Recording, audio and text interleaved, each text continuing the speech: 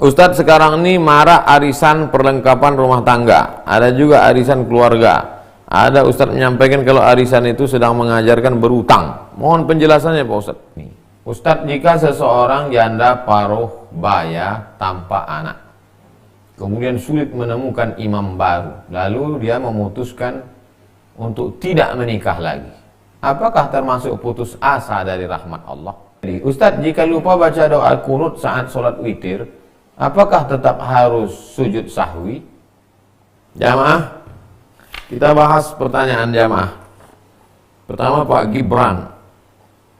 Ustadz sekarang ini marah arisan perlengkapan rumah tangga, ada juga arisan keluarga. Ada Ustadz menyampaikan kalau arisan itu sedang mengajarkan berutang. Mohon penjelasannya Pak Ustadz.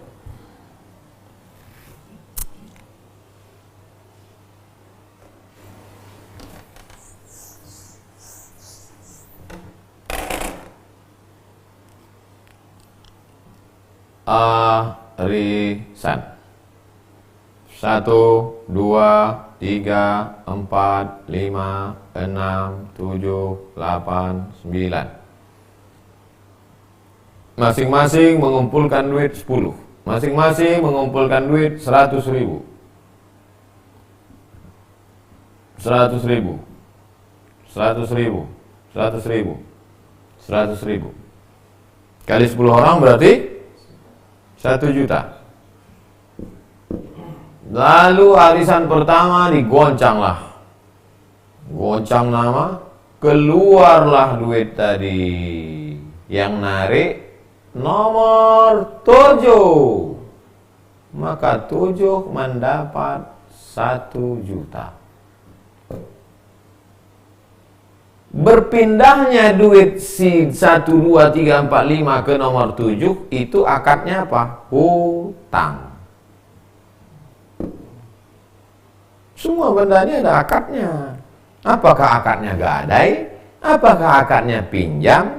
Apakah akadnya mudharabah bagi hasil? Akadnya hutang. Ini rela mereka ini hutang. Cuman tidak ditentukan kapan dia dapatnya. Melalui undian digoncang. Kita goncang ya. Oh kalau gitu arisan kita jangan duit lah. Terus apa? Panci. Kulkas, segala sama benda juga, tapi akadnya adalah hutang.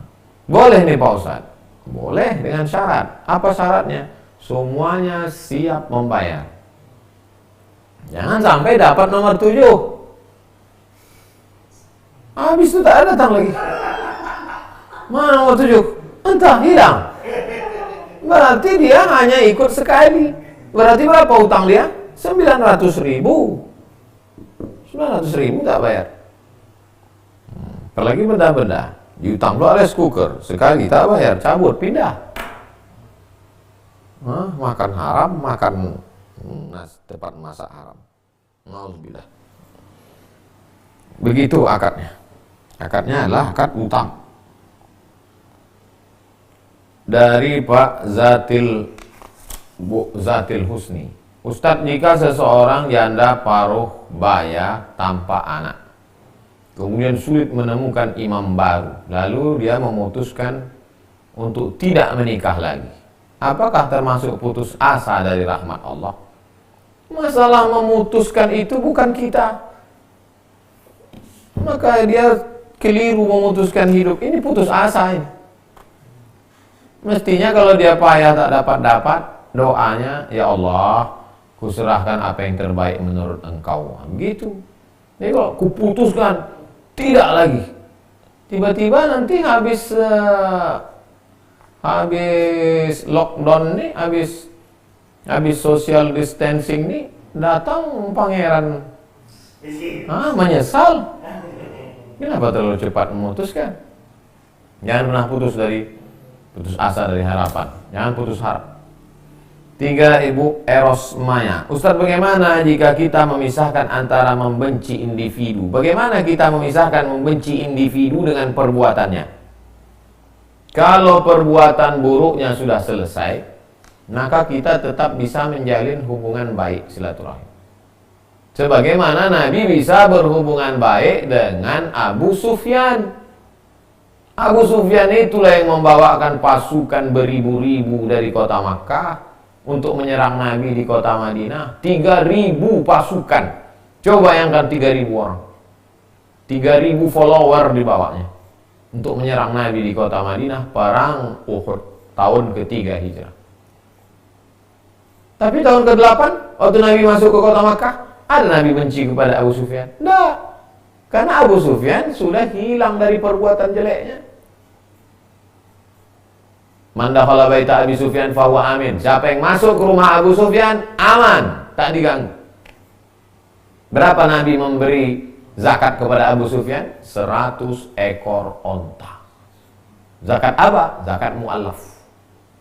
Kalau 1 ekor onta 50 juta, 100 ekor onta, berapa itu? 50 miliar untuk Abu Sufyan. Karena perbuatan jeleknya sudah hilang. Jangan benci pada fisik orangnya, tapi pada perbuatannya. 4. Pak Naim Mulyadi, Ustadz, jika lupa baca doa kunut saat sholat witir, apakah tetap harus sujud sahwi? Kunut subuh saja Pak Naim. Kunut subuh yang sujud sahwi. Adapun kunut witir ini tidak sujud sahwi. Kunut witir terbagi 3. Mazhab yang pertama, tidak ada kunut dalam witir. Kalau ada ustadz berceramah nanti katanya tak ada kunut dalam witir. Mazhab yang pertama. Mazhab yang kedua, bertolak belakang dengan mazhab yang kedua. Kunut dalam witir sepanjang tahun, tidak hanya di Ramadan. Mazhab yang ketiga, kunut setelah malam pertengahan Ramadan. Saya ulang sekali lagi, tidak ada kunut sama sekali, baik dalam Ramadan maupun di luar Ramadan. 2, kunut baik dalam Ramadan maupun di luar Ramadan. Dari awal Ramadan dia sudah baca kunut witir. 3, dari pertengahan. Mazhab Syafi'i yang diriwayatkan dari Ubay bin Ka'ab. Ubay bin Ka'ab ketika jadi imam tarawih baca kunutnya setelah malam pertengahan, malam ke-15. 5. Pak Rizki Aulia, apa perbedaan antara adab dengan akhlak?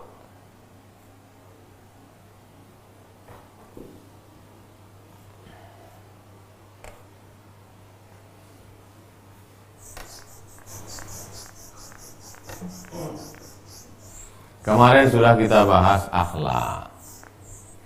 Sekarang kenapa dibahas adab lagi? Di mana posisinya? Akhlak di bawah. Kalau hitungannya ke atas, akhlak di bawah. Habis akhlak, adab.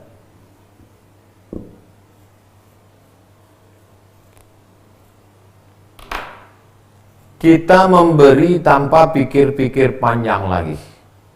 Awal memberi karena disuruh Allah Ta'ala. Wa anfiqu min thayyibati ma kasabtum. Beri. Tasaddaqu. Beri. Saking seringnya memberi, beri. Begitu nampak orang susah, tanpa pikir-pikir, automatically langsung memberi. Itu namanya akhlak.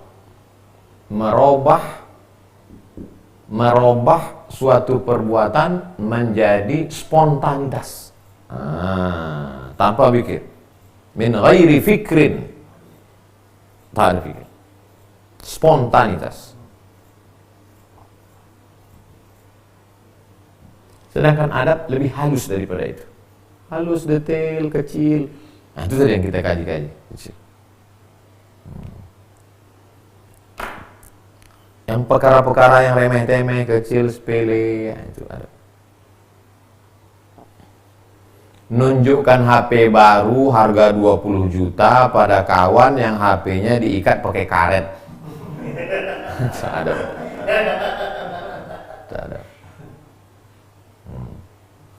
Bawa mobil baru yang mewah ke rumah kawan yang masih ngontrak. Nah, itu ada. Terasa tak sih? Apalagi sampai nulis depan rumahnya, rumah orang miskin. Ini bukan masalah halal haram. Ini bukan masalah halal haram. Ini buku cerita bukan masalah halal haram. Kenapa kau tulis? Mana dalilnya haram? Saya mau bantu kok, bukan masalah haram. Ini masalah halus, dia kecil.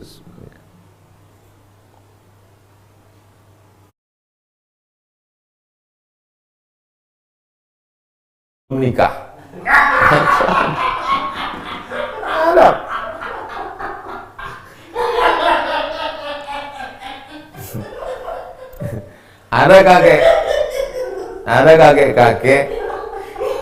Ada kakek-kakek umur 80 tahun. Ada kakek-kakek umur 80 tahun nanya anak muda. Anak muda, kau umurnya berapa? 30, kata anak muda. Hah? 30 udah nikah? Belum. Loh, kok 30 tahun belum nikah? Anak muda itu tanya balik, kakek umur berapa? 80. Kok umur 80 belum mati?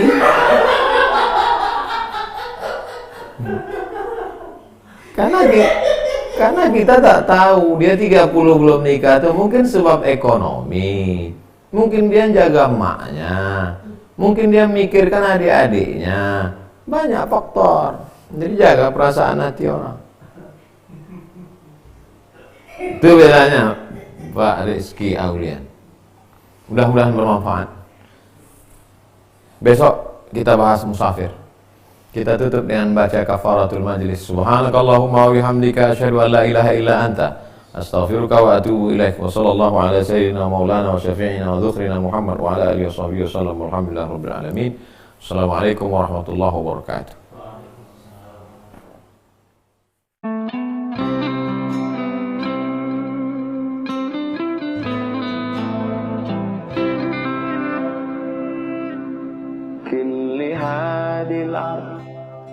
ما تكفي مساحة لا نعيش بلا سماحة